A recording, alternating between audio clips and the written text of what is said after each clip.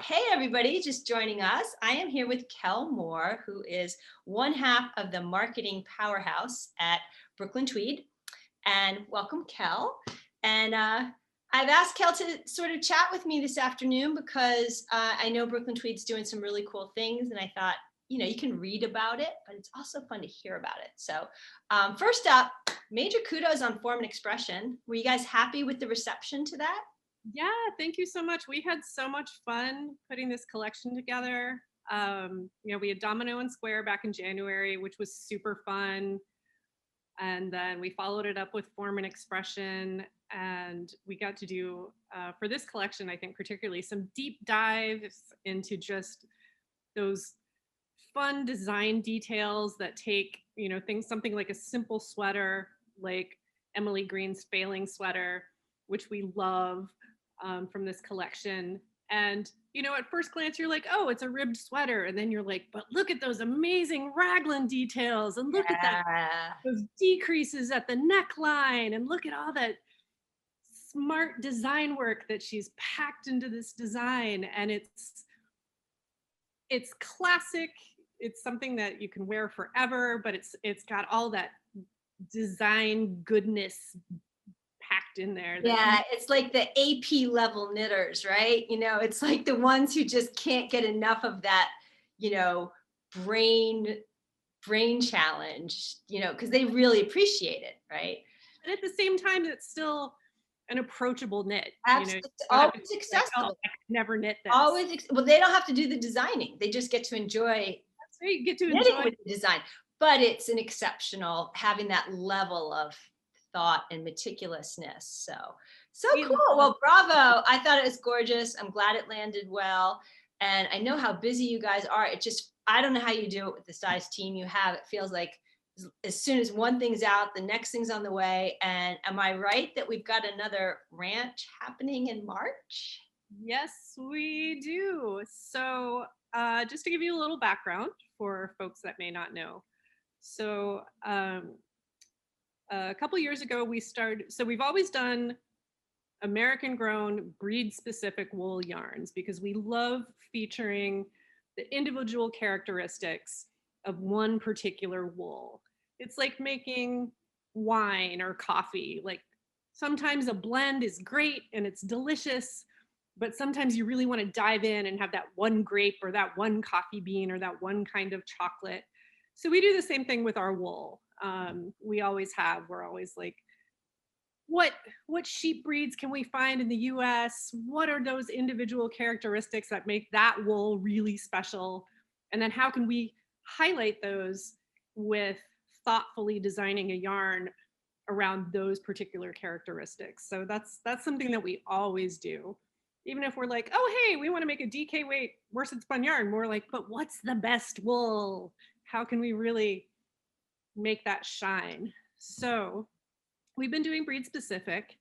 And then we wanted to kind of dial in further and take that to the next step and do a ranch specific yarn. So not only breed specific, but how do we highlight the work of American ranchers who a lot of them have been developing their flocks over decades and raising their sheep to be the healthiest, best sheep that they can be. And so we've been able to work with a couple of amazing ranchers. Lonnie is still from Bear Ranch for Rancho One out in California, who does incredible climate beneficial wool growing. She does carbon neutral farming on her ranch. She's an amazing lady. We've got a couple videos about her whole farming process on our website. She's done a lot of work with Fiber Shed out in California. She's awesome. And then for Rancho 2, we got to work with Jim Forbes from Forbes Ranch in Colorado, who is an awesome salt of the earth guy. We've got a great interview with him on our website. We loved working with him. And now we have Ranch 03, which we are so excited about. You can see some behind me and on me. And we, for this, have worked with Julie Hansmire of the Campbell-Hansmire Ranch in Eagle County, Colorado. Woman-owned ranch. Julie has been ranching and raising an incredible flock of merino sheep for about 30 years. She is an amazing woman.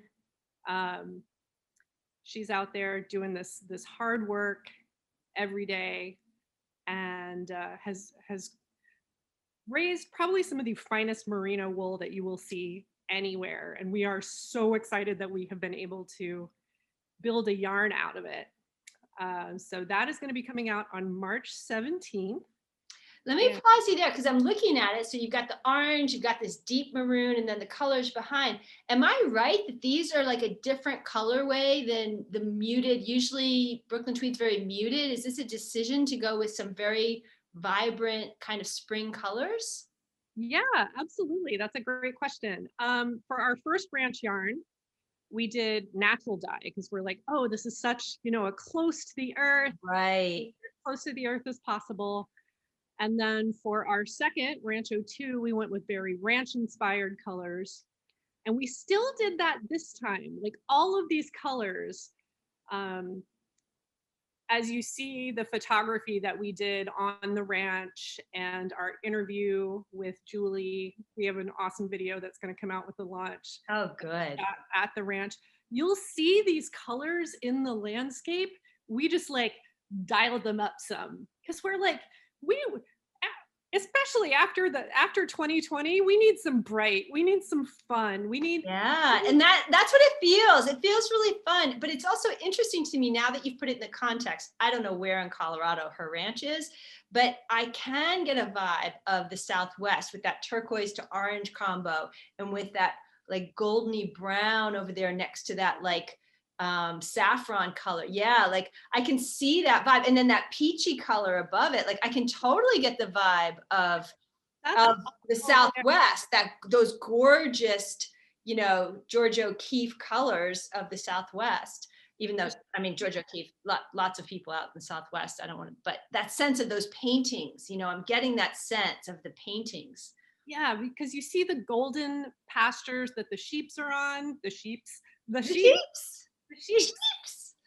And then where she's at, you see these gorgeous blue mountain ranges rising in the background with snow on them and just the shading of color. Like all of these colors are there. Like we took them from nature, but then we're like amped them up, made them fun. I'm with you on that. I think brightness, my thing when we change the year 2020 to 2021, people choose a word or I don't know what they choose. They choose a word, they choose an intention.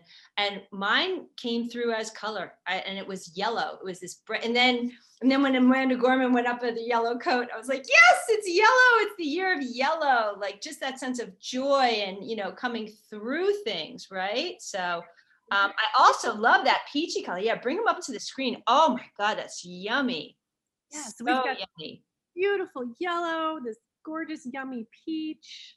Oh, that's so fun. So when you release Rancho 3, obviously you have all these yarns. Do you then have, I'm not like I'm not your test market knitter, obviously, with my question, but do you then have like patterns assigned, or not assigned, but created to really highlight these when you launch it? Yeah, absolutely. So we always wanted to give people an opportunity. And just like all of our yarn is designed around the wool, all of our patterns are designed around our yarn. And that's something that we always think about when we're designing patterns or we're designing a yarn. Like what can we, now we're gonna make the yarn, what new design opportunities does this give us that we didn't have before with our other yarns? So we always wanna. Nice, fun. So the yarn is released with a set of patterns that are created, like the cowl you're wearing, is that one of the patterns?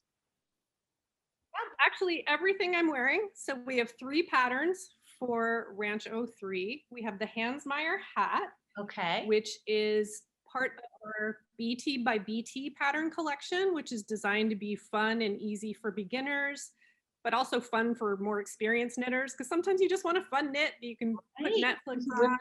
Right. Okay. And this is fun because it comes in the adult size. We have a child size, So and then cute. also Oh, the baby size. size. So cute. And this merino is the softest, most squishy, most amazing yarn. So yeah, you will want to wrap all of your babies. Before we get too excited and anyone watching too excited, like, is there like a limit to this? Like, should people know that this is a limited release? So I don't want to get people all excited and then be like, it's all gone. It is a limited release. It's a pretty limited supply. So I do encourage folks, All if right. you're interested, to sign up for our newsletter. Okay. So you don't miss anything, miss any of the info, because we'll be talking about it leading up to the launch. And then, yeah, if you want some, kind of pre-plan, make sure you're ready for launch so you don't miss out, because it is a limited supply. Is it so? And I know I'm asking, like, you're gonna be like, Elizabeth, everyone listening knows all these things. I don't. Like, so with this release, they can order it directly from you, but there's also yarn stores, right? Because I know you guys have a huge, like, so much of what you did in 2020 that I was aware of that was phenomenal was the way you supported local yarn shops. Like, that was a really big initiative. So people who have yarn shops will be able to sell.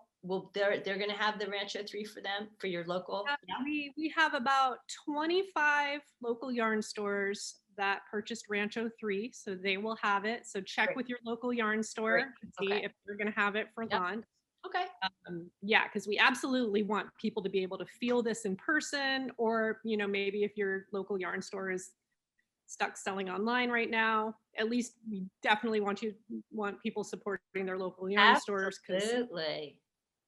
we all have to do that so much All right have now. to do So that right now, for sure. Local business, local business, local business, which is, well, where I live, it's so funny. I had a friend visiting here a couple weeks ago from Atlanta, and she just couldn't get over, like, everywhere we went was like a small personally owned shop. There's just no, I mean, if you go down to the College Street, there's Thayer Street, you'll find like an Urban Outfitters and a Starbucks. But like in general, Providence just doesn't have that unless you go downtown. And so, yeah, I'm all about being able to know who owns it. Like, my neighbors are the shop owners. You know what I mean? So it's like, absolutely, yeah. Like there's the clothing shop, and then there's I've been ordering like takeout once a week during the pandemic, which I normally don't do, but I'm like, I can't go to my favorite restaurant, so I'm gonna order and put a giant tip on, because that's so good. Yeah, exactly. with their local yarn stores for sure. So yeah, It must be warming up out there in Portland. Jared said to me, he just likes to tease me because he's like, yeah, I'm starting seeds. I'm like, what are you starting seeds for? It's February. He's like, yeah, well, our last frost is about March 1. I'm like, step away. Just give me 6 feet, buddy. Like, well, our last frost is like Memorial Day. Oh, yeah, we're having a beautiful sunny day today. It's in the high 40s. It usually doesn't get very cold here in the winter. We did have an ice storm a couple weeks back. Yeah, I saw that, you in Texas and everybody else. Wow, that was crazy. Yeah, knocked so the power out, right? a few of the team members didn't have power for a few days, but we were pretty lucky. Yeah, not like the poor folks down in Texas. That was brutal. Speaking of patterns, another thing I'd love to hear a little bit more about. I heard you're going to be celebrating Norah Gaughan in April, who's amazing, and talk about like crazy, amazing knitter genius. What's that celebration about? What can you share? Don't share anything that's a surprise, but like, what can you share? Ooh, or did I already blow the surprise? No, I think that we can totally hype up Nora every day, all day. She is such an amazing lady. We've been so fortunate to have her as a Brooklyn Tweed designer for several years now. And everything, like every time we get a new design from Nora, she just blows our minds. So we are making April Norah Gaughan month. We are going to celebrate this amazing design. How did you decide to do that? Was that like your idea? Was it a conversation around the table? Like, it's just so fun. Does she know? Yeah, absolutely. Is she excited? It is. So we're gonna kind of do a Nora retrospective. Just look at all the amazing designs that she's done for us. Um, Feature some patterns with, take a fresh look at some new patterns. Not new patterns. We don't have any special new patterns for Nora Month, but But revisiting the existing revisiting. patterns, coming at them with, yeah. Yeah, because we have a lot of patterns. We have almost 700 patterns. So, every time we kind of take a look back at things, people are like, oh, I've never seen that. I missed that one. Or, oh, I totally was going to knit that. I didn't. And 700. I'm still back on 700 patterns. Oh my. we're almost there. We're getting close. Wow. It's a lot. So yeah, we really want to feature her amazing designs. Every time she sends us something, we're just like, how do you do reversible cables, Nora? Like, this scarf looks absolutely pristine on both sides, and it's all cables everywhere. How do you even think of that in your mind? So we're gonna have a Zoom event with Nora, just hanging out with her, having a nice coffee chat. So that's gonna be, I think, on April. I'm getting my months confused. I believe that'll be on April 8th. But keep an eye on our Yeah. We can. in case that's not actually true. Yeah, and we're gonna have some fun stuff going on throughout the month. Some special things from Nora that people, I think, will be very excited about. So that's going to be a lot of fun. So we're looking forward to that. Is this going to be a one-off? Is it just because of Nora, or do you think it's going to start a trend where you start going back into the archives and pulling forward some of your long-standing designers to celebrate them, or is it just sort of like, no, it's Nora? We're just I think we definitely will see more of that from us. And we would love, we'd love to take it even to the next step. We've been talking about knit-alongs a lot this year. And of course, because we're Brooklyn Tweed, if we do a knit-along, we want it to be an awesome knit-along. So right now, with our bandwidth from our small team, we're like, oh, we're not quite ready to pull a knit-along out of our pocket yet. But when we do, we definitely want it to be fun and exciting. And that would be a great place to feature. We worked with, I think, somewhere around 120 designers off the top of my head. Wow. Our pattern library. And so we would love to revisit some of the work that folks have done with us. And as we look to do more work with a wider variety of independent designers, we'd love to, feature all the kind of folks whose designs we're interested in.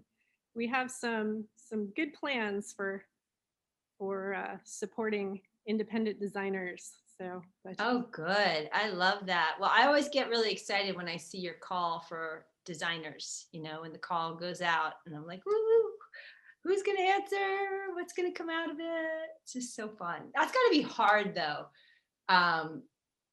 Just to be in the judging situation. Like if you see a bunch of good things come through, it's like, we can only take 3. Like I would find that so hard.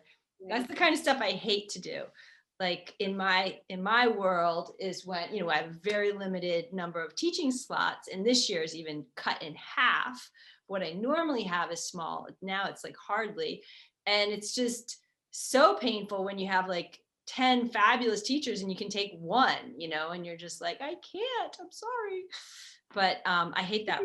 For sure. Our knitwear coordinator, Liz, does an amazing job just wrangling all of the submissions, and just because, we want to make sure that we're looking at everything, giving everybody the same amount of time as we evaluate their designs.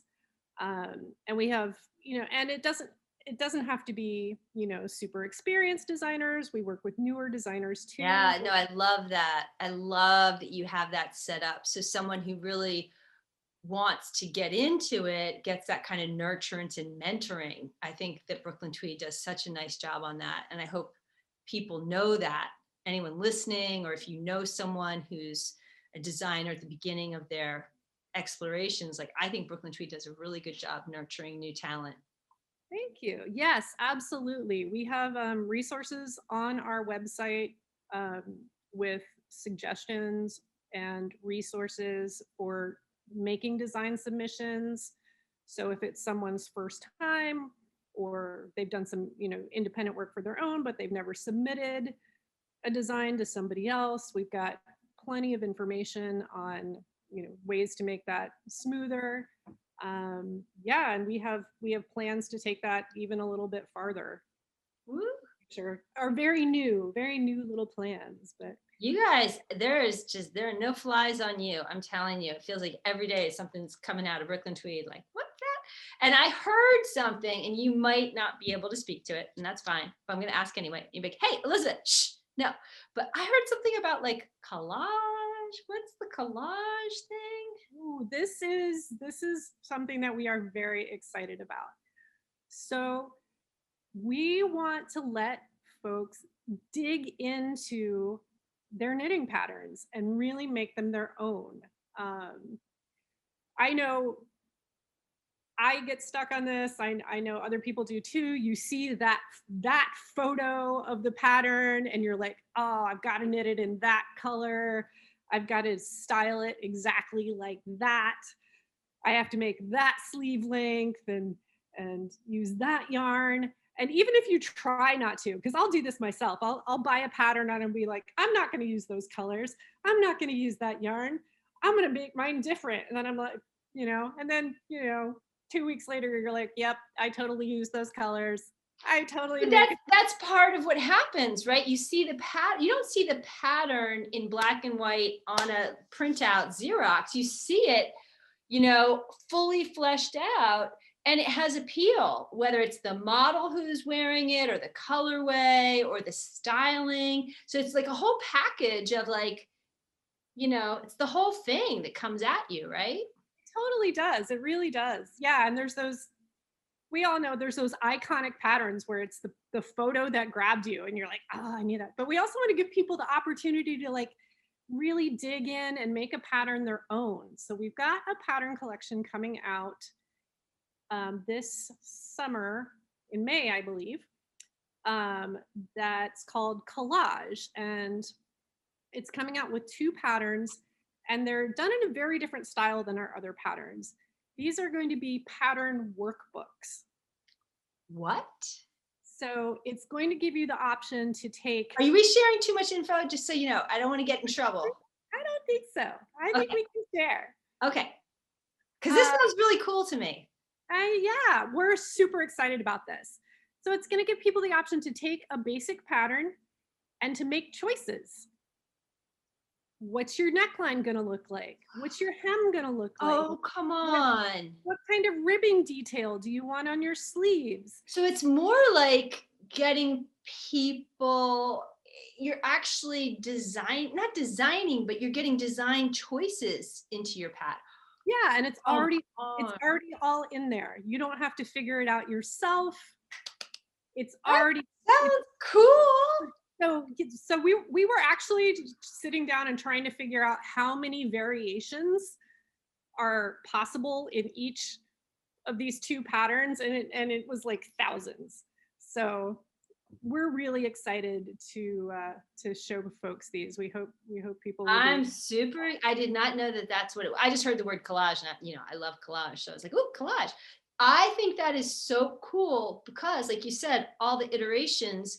It will be so fun to see the hashtag on these because each one is going to be so utterly one of a kind. So one of a kind. Oh my gosh. We're excited to give people some choice to wow. Yeah, it's very empowering. And once you have, and these are going to be like wardrobe staples, you're going to want to knit more than one. Well, that's it, but also it's what you're saying is, I know knitters modify things all the time. They make and they'll say, these are my mods. I did this, I cut this out, I didn't do as long, but they have to work out all those details. You're saying, here, you want to change it this way? Here's how you can do it. So you've already taken that for them. So, wow, that's wicked cool. Yeah, so it's kind of a choose your own adventure book of patterns. You can just start at the beginning and work your way through. This pattern I'm wearing is also kind of a choose your own adventure. Talking about choose your own adventure. Tell me. So this is from our Rancho 3 collection. This is Sparrow, and it has a choose your own colorwork charts section. So you can make your Sparrow your own. There's 5 different charts in the yoke, and you can pick from the ones that we've created, or you can create your own. We give you a little coloring page, so you can. Oh my gosh. Everyone can have their very own individual Sparrow, and it's got all the good design stuff built in there. You know, short row shaping at the neck, so it fits excellently.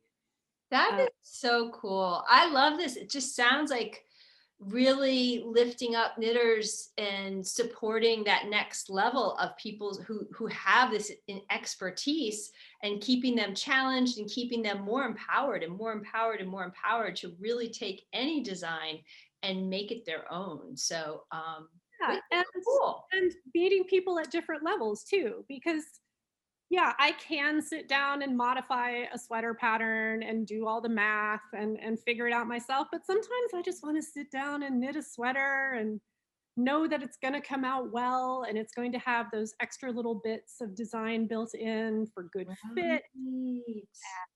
And I don't have to sit there and, I went to art school. I don't want to do math. I hear you on that. Too funny. So I know we're going to wrap up here. So I appreciate so much you giving me so much time. I'm super excited about everything. But since this is our first time of really getting to hang out live like this and not just be in emails, you mentioned art school. So what do you do when you're not knitting? I know you're big into green plants. Yes. So what else what are your passions besides knitting? I got into plants during the pandemic. So I have some house plants now. Several of us have gotten into house plants during the pandemic, actually, on the team. Jared has always been. Jared is like a plant whisperer. I mean, He is. He's crazy. I can't even. Like, if he ever needs another job, man, he could just run a nursery, right? It's been fun because mostly the team's been working remotely during the pandemic. I'm in the office today for our Zoom, but mostly I'm working from home, and it's been fun to see like more and more plants popping up behind people in their Zoom calls as the months go on. So plants. My background is in costume design, so I've always been. Is it really? Yes. Was there a particular era of costume design that you most loved? I love the 16th century. Is that corsets? Is that tights for men with puffy? I think of absolutely yes. I can talk for a really long time about 16th century underwear. But I've always been really interested in, how textiles are made, what uses they're put to, what specializations, because historically people were, making fabric, producing textiles is a huge amount of work, particularly when you're doing it all by hand, if you're hand weaving, if you're hand spinning. And so people were making textiles for very specific purposes. And just to like learn more about that and be like, oh, that's why this fabric is woven this way, or that's why this yarn is spun this particular way. Ooh, that's one thing I forgot to talk about with Rancho 3. This is a 5-ply short weight. So we were super excited to make that. So it's got this beautiful twist on it. Oh my gosh. So it's going to be so bouncy and springy and have such amazing, everything on Zoom is backwards. It's really hard to hold things up to the camera. Such amazing stitch definition for cables. And you can see it really pops in color work. You get really beautiful distinct stitches. Oh my gosh. And we're going to have some fun resources to help people with color work too. If you're not sure about picking colors, you're like, well, I kind of like this. It's a whole science, right? It's a whole science. Absolutely. Color theory, a lot of it comes from like either you've studied it or it comes from experience of finding out what doesn't work together or what does work together. So having support on that, because there's nothing more frustrating than I'm thinking about painting my house. And got my house painted, and it was just wrong. It was just wrong. And I just remember driving up to it going like, oh no, like, but you can't, the iterations are just so hard because the light is different. When the color is really large, it's different. So I can imagine where I jumped to on that was if I'm working on a sweater and I'm really excited about it, I've put my hours and my hours in. And then when it finally comes together, I'm like, oh, these colors are not working well together. I think that would be hard, right? Yeah, it could be really disheartening. So yeah, Yeah. got some exciting color work resources coming out to help people out. And of course we love, like, we have an amazing customer support person, Mary, who is always happy to, Right, exactly. Always take that call and talk it through. so, yeah, if anybody's ever unsure, just That's awesome. Well, going back to your love of costume design, have you watched the show on Netflix? It's called Abstract Design. Have you caught that at all? I have not. Okay. I'm going to turn you on to this and you're going to thank me, and that's fine. It is so good. And the first one I watched, there's 2 seasons of it. It's called Abstract Design. It's on Netflix. I cannot recommend it enough. But the first one I watched was Ruth Carter, who is crazy costume designer, as you know. And it was fascinating. The way they do it is so, so beautiful. I also loved Ilsa Crawford's, and I also love Platon's. They're all really good in different ways. And they do all sorts of creativity. So it's not just one kind of creativity. But anyway, Ruth Carter, her background was like in philosophy and history. So when she goes into understanding, it's coming in from under it, but I highly, highly recommend watching that episode. I'm pretty sure that was season 1, but it might have been season 2. But watch that one, and if you love it, go watch them all. They're so good. But I highly recommend if you're into costume design, particularly. I mean, I don't know how to sew at all, and I loved it. But I love her, and I loved her whole approach. And so anyway, yeah, that's so exciting. I'm gonna check that out and share it with the team, because I know folks will love that. Oh, you will. And you'll love Ilsa Crawford's, I'm sure. And there's ones that are just on typography. There are ones that are just on illustration. There's ones on architecture, like Platon's is photography. They're all really, really well done. They're super well done. Anyway, this was so fun. Thank you, Kel. And I hope we get to do this again sometime. Absolutely, because we've got lots of exciting stuff coming up for the second half of the year that we'll definitely want to get back together and chat about. Speaking of typography, she said mysteriously. Ooh, okay. I love it. That makes sense in a few months. It will. I love it. I love it. Well, thank you so much, and have a great rest of your afternoon, and say hello to the whole team. I love what you guys are doing. And thanks again. So bye, everybody. Hope you enjoyed. Bye. And